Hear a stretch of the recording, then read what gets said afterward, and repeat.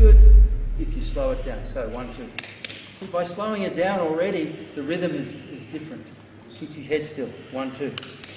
1, 2. I call this dominant head position.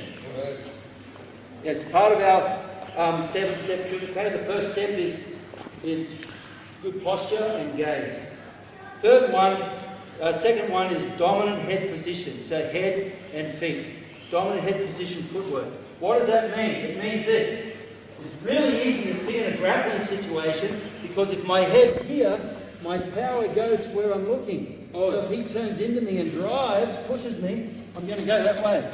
Okay? Dominant head position is I'm always trying to optimize my power chain from the bottom of my spine to the top of my head. So it means I turn in and I'm constantly looking at his, see that? Now it's different. Now he tries to get it back, boom, and I'm going to switch. So the wrestling becomes this. So when you take that and transfer it to this, now we're doing kumite. Every time he moves a little bit, I'm making what I call a micro adjustment. I want to keep him in the, if you've ever been shooting, you go, not a single deer in sight.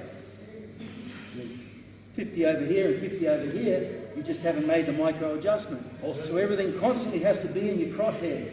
So we call this default position, crosshairs, micro adjustment. So now, when he moves, for my students, you'll see them for the first 50 rounds of kumite, essentially we play a game called Crucifix Sparring. Any Christians here? Okay, they're your targets. There, and there. And essentially they're the only targets. The only time I hit him on the head is if he drops his hands. Remind him to bring his hands up. So we're just spending the first few rounds, and that's all I'm doing. And as he throws a punch, see how lazy it is? You can go lazy like this for 4 hours. You can go like that for 4 minutes. And you come off and you're all bruised and you go, no, I've had enough. Okay, that's really not the way you want to train, and especially if you're over 40. Bugger that. The body just, you train today so that tomorrow can be the best training it can be. My friend Ian King told me that. He's a sports science trainer.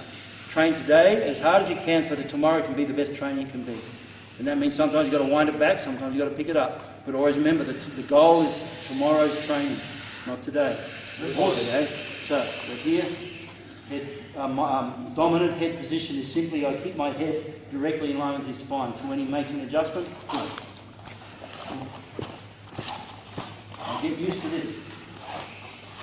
As I'm working on this, I never want to do anything. So when I throw those punches now, see what I'm doing with my dominant head? It's going everywhere. I want my head to be exact straight. So now when I throw the punches, I want my head. So he holds his hands up, boom. Yeah, like that, 90 degrees just for now.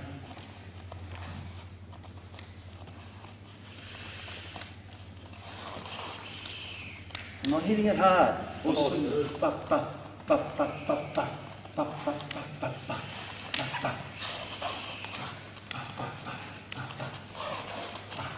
Okay, get the idea? With your partner now, play with that.